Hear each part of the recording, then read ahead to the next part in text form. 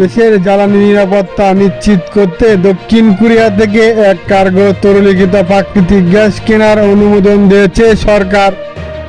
এতে ব্যয় ধরা হয়েছে 680 কোটি টাকা। মঙ্গলবার 27শে মে অর্থ উপদেষ্টা ডক্টর সালাউদ্দিন আহমেদের সভাপতিত্বে অনুষ্ঠিত সরকারি ক্রয় সংক্রান্ত উপদেষ্টা পরিষদ কমিটির বৈঠকে এই প্রস্তাবের অনুমোদন দেওয়া হয়।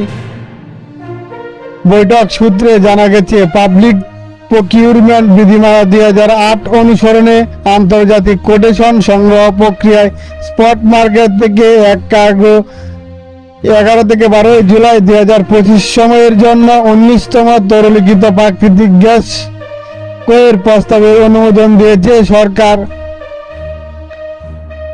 দক্ষিণ কোরিয়ার মেসার্স পোস্কো ইন্টারন্যাশনাল কর্পোরেশন থেকে এক কার্গো এলএনজি আমদানিতে ব্যয় ধরা হয়েছে 680 কোটি 14,09,152 টাকা।